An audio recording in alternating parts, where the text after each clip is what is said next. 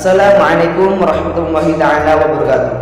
Alhamdulillahirabbil alamin wa bihi nasta'inu ala umuri dunya waddin. Wassalatu wassalamu ala asyrafil anbiya'i wal mursalin ala sayyidina wa nabiyina syafi'ina nugrati a'yunina Muhammad sallallahu alaihi wasallam. Sekarang bid'ah hasanah menurut ulama panutan Wahabi. Ini bid'ah hasanah menurut ulama panutan Wahabi. Ini di dalam kitab Manaqibus Syafi'i karangannya Imam Al-Baihaqi, doa sujud Imam Ahmad bin Hanbal. Imam Ahmad bin Hanbal ini adalah salah satu imam yang diikuti oleh para Wahabi. Kalau kita kan kebanyakan Imam Syafi'i, kalau Wahabi Imam Ahmad ini. Imam Ahmad bin Hanbal menambah bacaan doa dalam sujudnya setiap menunaikan sholat dengan doa untuk kedua orang tua dan gurunya Al-Imam Syafi'i. Ini tidak pernah dikerjakan Nabi.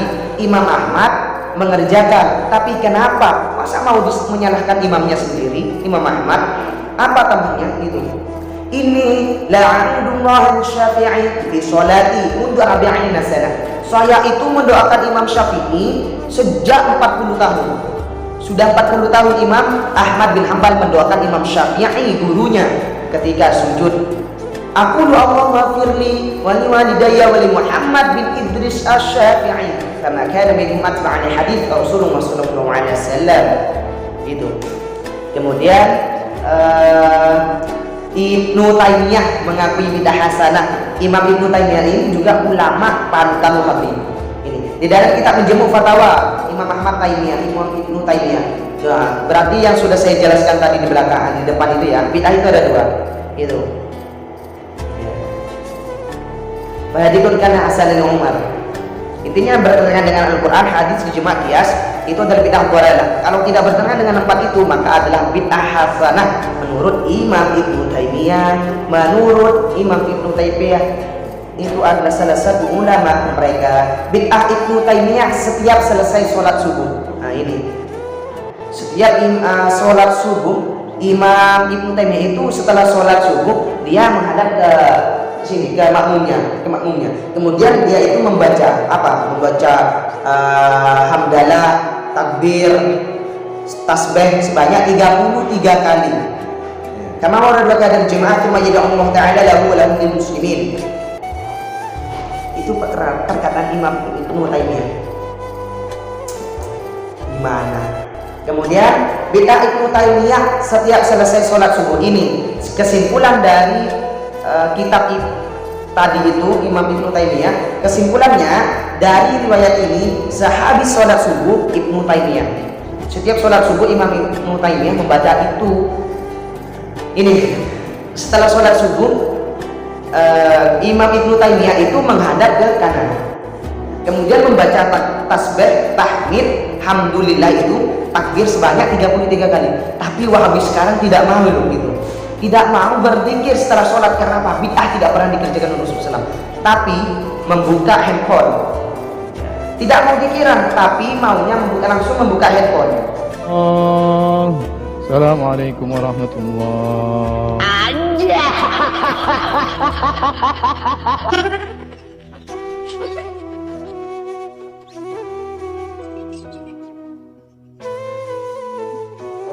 Lebih baik mana zikir daripada handphone? Yang pertama, berzikir secara berjamaah. Imam Ibnu Taimiyah berzikir secara berjamaah. Wahabi sekarang tidak mau. Kedua, berdoa secara berjamaah pula seperti layaknya warga Nahdien, seperti saya Ahlus Sunnah berdoa, Imam Ibnu Taimiyah berdoa, jamaahnya amin. Amin. Yang ketiga, pandangannya selalu diarahkan ke langit. Yang ini tidak dilakukan oleh warga Nahdien sehabis itu. Ya. 4. Membaca surat Al-Fatihah sehingga matahari naik ke atas. Jadi Imam itu kalau doa begini, ya Allah, Wahabi nggak mau loh.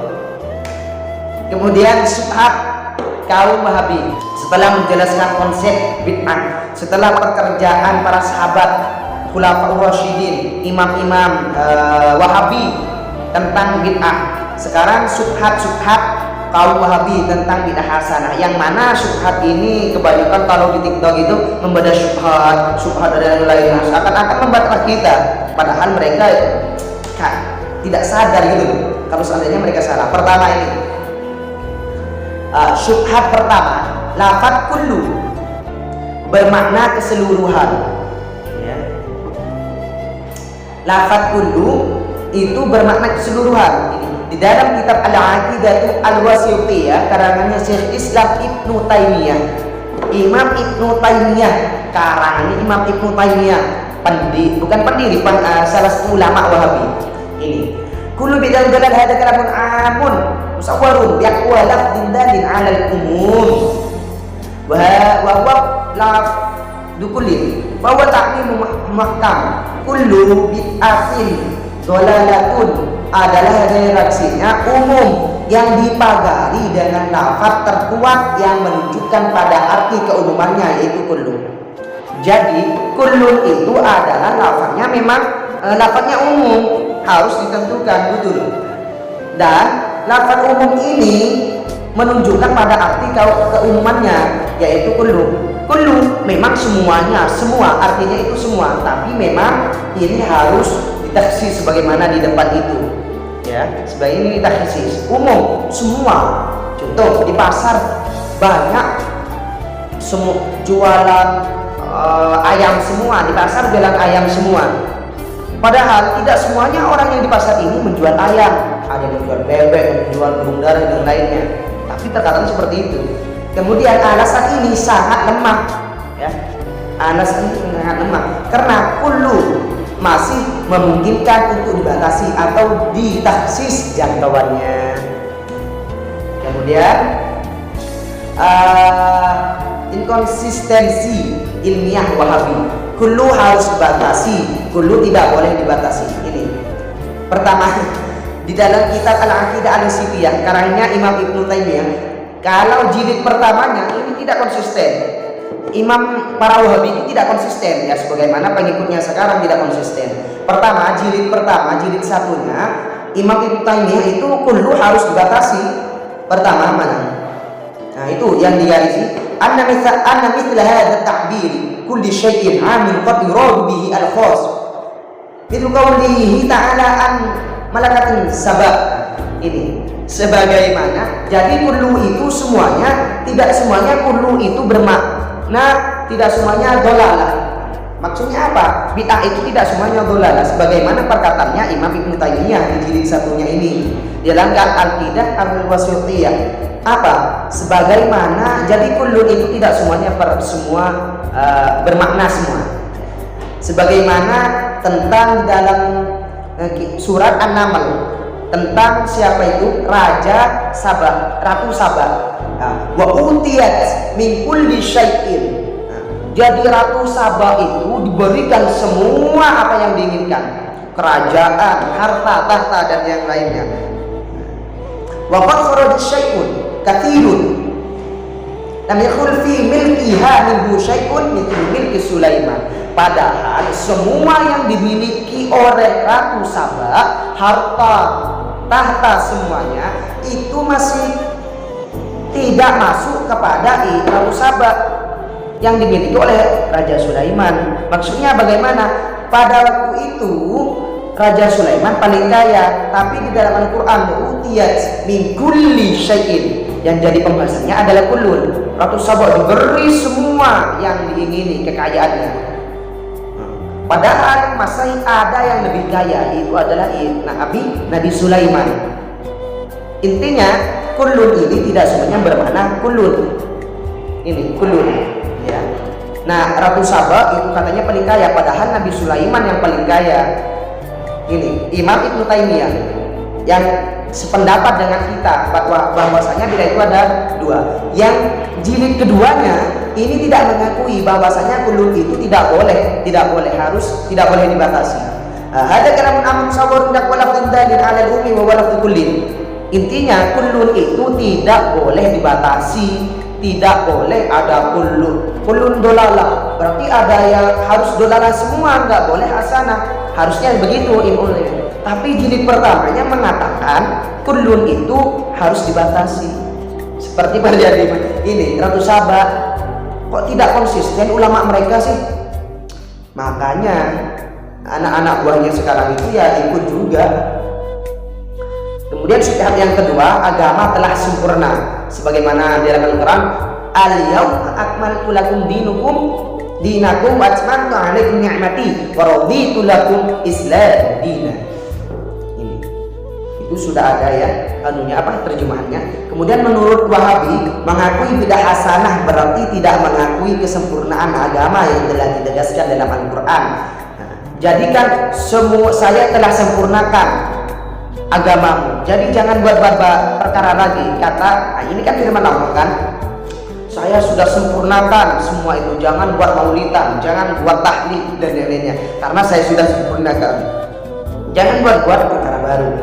Supaya ini dapat dijawab bahwa maksud kesempurnaan tersebut adalah satu, kesempurnaan dalil-dalil halal dan haram. Jadi halal dan haram di dalam Al-Quran itu sudah sempurna, jangan buat baru. Yang pertama. Yang kedua, kesempurnaan prinsip-prinsip universal dan kaedah-kaedah umum, al-usul al-kulliyah wal al-qawaid al-ammah. Yang ketiga, kesempurnaan umat Islam dalam beribadah haji setelah dilarangnya orang musyrik. Setelah orang musyrik itu dilarang untuk masuk ke Mekah, kemudian disempurnakanlah untuk masuk ke Mekah. Itu tafsirannya ya. Kemudian di dalam kitab kesempurnaan agama tidak butuh pada agama lain. Ini tafsirannya di dalam kitab Tafsirul Qur'anul Azim Al-Hafidz Al-Fidri Ismail bin Muhammad Al-Kathir Al-Qurshi Al-Damasqi, yakni Damaskus.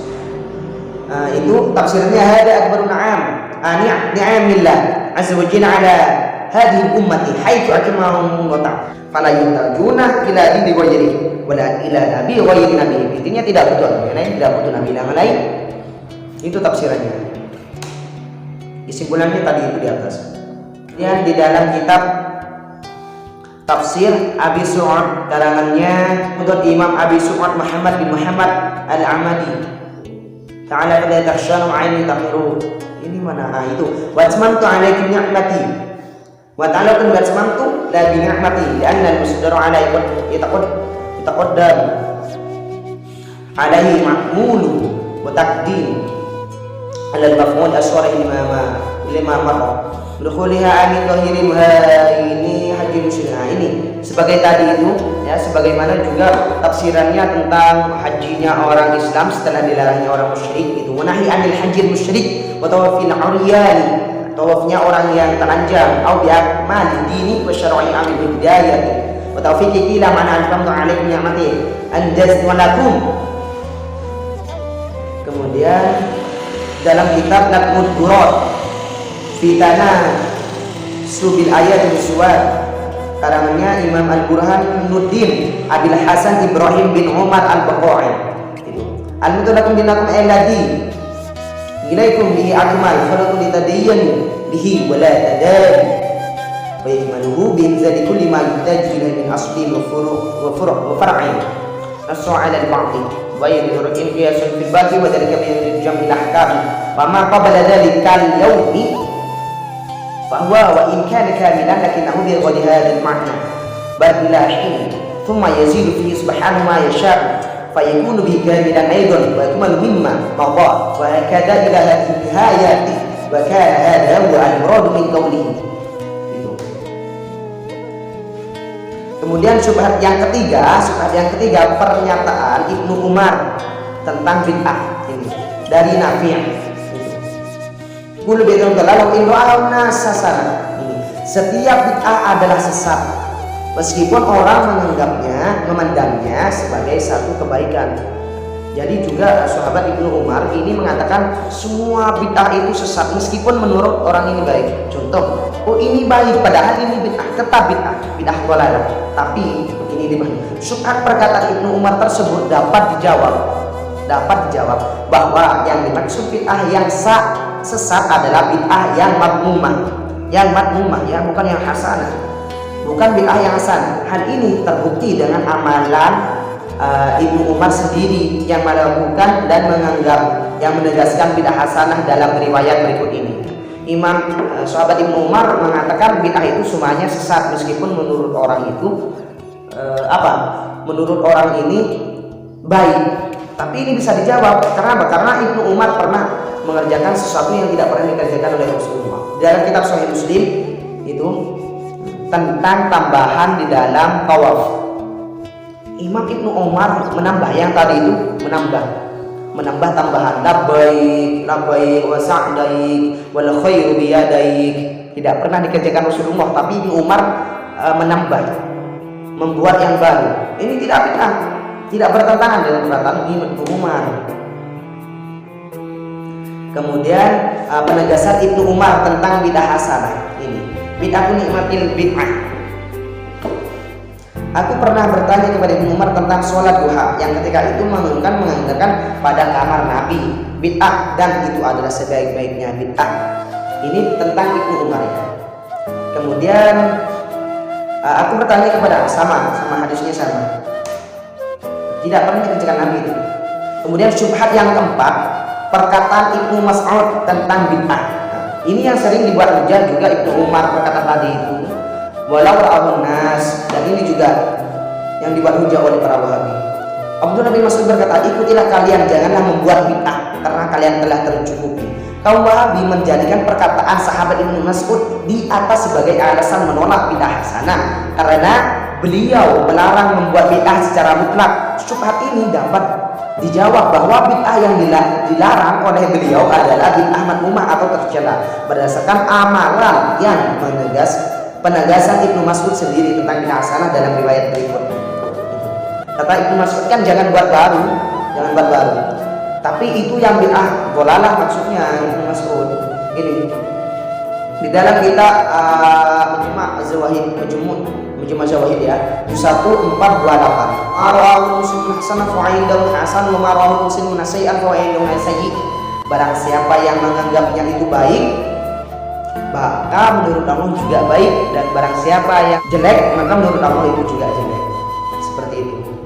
Intinya kalau seandainya ini bagus, tidak haram, tidak bertentangan, maka itu bid'ah hasanah. Kemudian redaksi sholawat susunan Ibnu Mas'ud. Ini sebagaimana saya jelaskan di pertama itu, Jila'ul Abham fi fadli sholal fi khairil anam. Sama ya. Allah itu sholatnya, itu tambahan susunan sholawatnya. Allah ja'al sholataka wa rahmataka wa barakatika la yaslimu salim wa imamil muttaqin wa khatamin nabiyyin Muhammad abdika wa rasulika imamil khairin faidil khair wa rasulil Allahumma ba'athu maqaman mahmudan yaum itu fil awwalin wal akhirin Allahumma shalli ala Muhammad wa ala ali sayyidina. Itu terakhir. Itu susunan Ibnu Mas'ud. Tidak pernah dikerjakan oleh Rasulullah. Subhat yang kelima, ini subhat yang terakhir, maksudnya yang bertentangan, tidak sesuai, ini yang sering dilakukan. Yang kelima, perkataan Imam Syafi'i tentang teori istihsan. Qala Imam Syafi'i man istahsana faqad syara'a. Barang siapa yang mengambil hukum berdasarkan teori istihsan, anggapan baik, oh ini baik, maka boleh. Maka ia telah membuat syariat baru. Ini yang sering dibuat dalil oleh Wahabi. Imam Syafi'i mengatakan ini kok tidak sesuai gitu. Iya. Pertama, kaum Wahabi mengartikan istihsan di atas dengan makna bid'ah hasanah. Bid'ah hasanah, ya.